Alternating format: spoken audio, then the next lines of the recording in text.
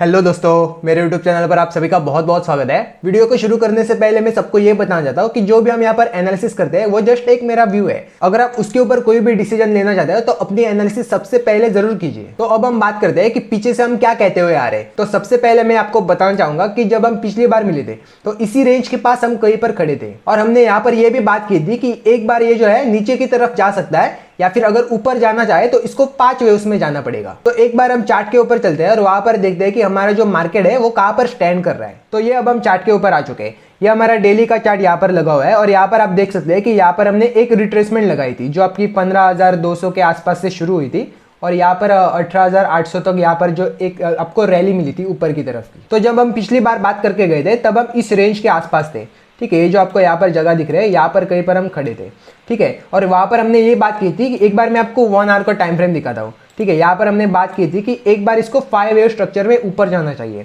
तो अगर यहाँ पर आपको 5 वेव का स्ट्रक्चर नहीं दिखता तो वो बहुत आसानी से सस्टेन नहीं करेगा। तो जैसे कि आप यहाँ पर देख सकते हो कि इसने यहाँ पर कोशिश की थी, जैसे कि हमारी बात हुई थी, यहाँ से इसने अच्छी कोशिश की ऊपर जाने की। और अभी जहाँ पर ये खड़ा है यहाँ पर भी अभी आपके 2 केस बन रहे हैं, वो भी हम अभी डिस्कस करेंगे। तो अभी जो हमारा पहला केस बन रहा है कि अगर ये यहाँ पर रिट्रेसमेंट इसकी या फिर आप कह लो इसका करेक्शन अगर खत्म हो चुका है तो यहाँ से अब ये क्या करेगा। ठीक है, तो अगर मान लेते हैं ये यहाँ से इसकी एक इंपल्स शुरू हो चुकी थी और ये इसकी जो अभी यहाँ पर आया है ये करेक्टिव वेव है। तो अब इसको यहाँ पर ज्यादा रुकना नहीं चाहिए, जो आपको सोमवार मंगलवार को आपको देखने मिल सकता है। तो अगर ये इसकी इंपल्स वेव है तो अभी इसको यहाँ से थर्ड वेव शुरू करनी है, जो कि इसकी अभी पॉसिबिलिटी बहुत कम दिख रही है, जैसे कि इसका ये बॉडी लैंग्वेज दिखा रहा है। अगर वो केस होता है तो ये यहाँ से ही ऊपर चल पड़ेगा। और अगर ये केस नहीं होता तो हमारा वो जो दूसरा केस था कि यहाँ तक ये अब आ सकता है, जो इसकी 61% की रिट्रेसमेंट आ रही है, जो आपको 16,600 के आसपास, या फिर आप कह सकते हो ये जो आपको पिछला वाला लो दिख रहा है इसके आसपास ये आ सकता है, क्योंकि यहाँ पर इसका एक फ्लैट करेक्शन भी खत्म हो जाएगा। तो अभी आपके सामने 2 केस बन रहे हैं। ये जो आपको यहाँ से ऊपर गई हुई जो दिख रही है ना, ये आपकी आइदर इंपल्स वेव है या फिर ये पूरे जो यहाँ से नीचे उतरा था ये इसकी 4th वेव है। तो अभी आपको एक डिसीजन मिलेगा आइदर सोमवार या फिर मंगलवार को। अगर ये नीचे काटने की कोशिश करता है तो ये आपकी पूरी की पूरी 4th वेव बन जाएगी, और अगर ये यहाँ से ऊपर काटने की कोशिश करता है तो आपको 1-2 दिन और वेट करना पड़ेगा कि इसमें 5 वेव आ रहे हैं या फिर नहीं आ रहे। लेकिन अगर आप मार्केट को इंटरनली देखते हैं तो ये बहुत ज्यादा ओवरसोल्ड हो चुके हैं, तो यहाँ से बहुत ज्यादा गिरेगी तो इसकी उम्मीद बहुत कम है। अगर इसको सीधा सीधा भी जाना है ना तो एक बार इसको बाउंस लेना पड़ेगा। ये आपका निफ्टी हो गया। अगर हम बैंक निफ्टी देखें तो वो थोड़ा सा यहाँ पर स्ट्रांगनेस शो कर रहा है। ठीक है, इसमें भी हमने शायद रिट्रेसमेंट लगाई थी, एक बार इसको भी देख लेते हैं। तो ये आपका डेली का चार्ट खुल चुका है इधर।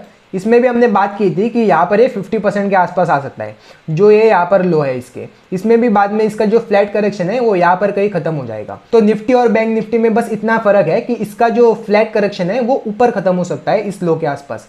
ठीक है, और निफ्टी में ये फर्क है कि इसके नीचे खत्म हो जाएगा, जो 61% के आसपास आपका रिट्रेसमेंट आ रहा है। तो बस ये एक फर्क है निफ्टी और बैंक निफ्टी में। अगर हम इसका छोटे टाइम फ्रेम का चार्ट देखते हैं तो थोड़ा सा इसमें आपको डिफरेंस दिखेगा। ठीक है, निफ्टी और बैंक निफ्टी को अगर आप कंपेयर करोगे तो बैंक निफ्टी आपको थोड़ा सा यहाँ पर स्ट्रांग दिख रहा है। ठीक है, एक बार रिट्रेसमेंट को हटा देता हूँ मैं, बाद में हम इसको फिर से लगा देंगे। तो यहाँ पर आप देख सकते हैं कि ये जो है उतना ज्यादा नहीं गिरा अगर आप निफ्टी के साथ कंपेयर करेंगे तो अगर अब हम बैंक निफ्टी में यहाँ से रिट्रेसमेंट लगा दें तो एक बार देख लेते हैं ये आपको जो अभी रिट्रेस हुआ है वो कितना हुआ है। तो यहाँ पर आप देख सकते हैं ये आपका 61% का रिट्रेसमेंट दिखा रहा है, थोड़ा सा उससे ज्यादा हुआ है। तो हो सकता है ए बी सी किया और निफ्टी में भी सेम केस आपको दिख सकता है, क्योंकि उसका जो सेकंड वेव है अगर मैं आपको दिखाता हूँ तो ये इसका जो अभी वेव नहीं कटना चाहिए अगर ये यहाँ से इंपल्स शुरू हुआ है। ठीक है, जब तक ये वेव नहीं कटता है तब तक ये वैलिड है। जो ये आपको इंपल्स वेव दिख रहे हैं ये अभी तक वैलिड है। अगर ये लो कट जाता है तो उसके बाद आपको अगले लेवल देखने को मिलेंगे। सेम केस आपको बैंक निफ्टी में भी दिख सकता है। तो पिछली बार जब हम मिले थे और जो हमने बात की थी, अभी तक जो मार्केट दिखा रहा है वो अभी उसी रेंज में खड़ा है। तो अभी तक ऐसा मार्केट में बड़ा कोई चेंज नहीं आया जिससे आपकी बता पाओगे कि इसकी जो मेजर अभी रैली आने वाली है वो किस साइड आ सकती है। तो उसके लिए आपको थोड़ा सा वेट करना पड़ेगा। पर अगर कॉन्ट्रेरी वेज पे अगर बाहर के अगर आप चार्ट देखते हो तो उसमें बहुत ज्यादा आपको गिरावट नहीं दिख रही है। हालांकि आपको बहुत ज्यादा गंदी न्यूज भी सुनने को मिल रही है, जैसे बहुत सारे अच्छे जो यूरोप का एक बैंक है वो भी डूब रहा है। उसके बाद भारत में भी कुछ ऐसे एसटीटी वगैरह उसने भी जारी कर दिए, उसमें थोड़ी सी रेट बढ़ाई उन्होंने। तो ऐसे आपको न्यूज सुनने के बावजूद भी जो बाहर के जो बाजार है ना उतने नहीं गिर रहे। अगर मैं आपको डेली का अगर चार्ट दिखाता हूँ तो ये जो आपका डाउ जोन्स है उसने बहुत ज्यादा फॉल नहीं दिखा है, बल्कि वहीं पर ये बंद करके गया है। बल्कि हमारा इसमें मानना भी है इसको एक बार नीचे आना है। ठीक है, इस लेवल तक तो इसको आना है एक बार, ऐसा हमारा मानना है। और हमने बात भी की थी कि हो सकता है आपका डाउ जोन्स गिर जाए लेकिन आपका नेस्डेक है वो ज्यादा ना गिरे। तो अगर आप नेस्डेक का चार्ट देखोगे तो वो भी आपको वही बता रहे हैं। ठीक है, यहाँ पर हमने बात की थी एक बार ये अब ऊपर जा सकता है और वैसे आपको दिख भी रहा है कि ये यहाँ से ऊपर जा रहा है। हालांकि डाउ गिरने के बावजूद ये ज्यादा नहीं गिरा है, बल्कि ये ऊपर ही क्लोज कर रहा है। तो ये आपका डाउ जोन्स और आपका नेस्डेक हो गया। अगर आप यहाँ पर डॉलर देखोगे तो उसमें भी आपको छोटा सा यहाँ पर बाउंस दिख रहा है। तो अभी जो आपको ये बाउंस दिख रहा है, ये हो सकता है इस रेंज के आसपास फिर से एक बार चला जाए, ये आपको 103.50 इस रेंज के आसपास चला जाए और वहां से एक बार टूट जाए, क्योंकि जो मार्केट में आपका रिट्रेसमेंट बचा है उसको अगर कंप्लीट होना है तो एक बार इसको ऊपर जाना पड़ेगा। और अगर ये यहाँ से ऊपर जाता है थोड़ा थोड़ा करके, तो हो सकता है मार्केट एक बार नीचे आ जाए और वहां से अगर यहाँ पर आ जाता है 103 के आसपास, और अगर ये यहाँ से 103 के आसपास से अगर शार्पली फॉल करता है, तो हो सकता है जो हमारे मार्केट में एक लेवल बन रहा है जो 61% के आसपास है, वहां से एक आपको शार्प रिकवरी देखने को मिल जाए। तो ये जो है आपका डॉलर इंडेक्स के बारे में। अगर इसको आप लंबे टाइम फ्रेम में देखोगे ना, तो इसमें अभी भी गिरावट बची है, ठीक है। क्योंकि अगर आप यहाँ पर वीकली का अगर टाइम फ्रेम देखोगे ना, तो इसमें अभी जो 200 को इसको छूना बाकी है।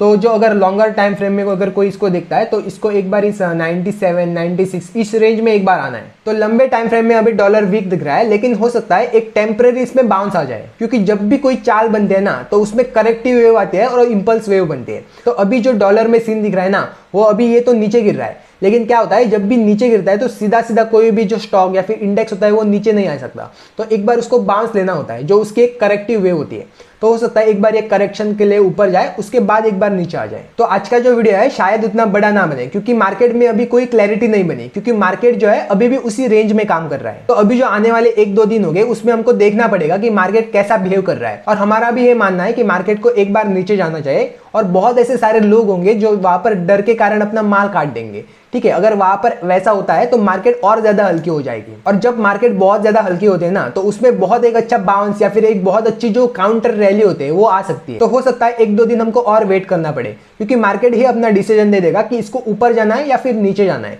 तो उसी हिसाब से हमको अपना जो पोजीशन होते हैं उसको एडजस्ट करना पड़ेगा। तो आई गेस हमने इस वीडियो में काफी बात कर ली है। तो अब जब तक मार्केट में क्लैरिटी नहीं आ जाती, जैसे कि हमने पीछे भी बात की थी, तब तक आपको जो अपनी क्वांटिटी होती है उसको अपने कंट्रोल में रखना होता है, और जो आपका स्टॉप लॉस होता है ना, उसको भी थोड़ा सा टाइट रखिए, जिससे कि आपको ट्रेडिंग में हेल्प हो जाएगी। तो आज के वीडियो के लिए बस इतना ही। अब हम मिलते हैं अगले वीडियो में, तब तक के लिए जय हिंद।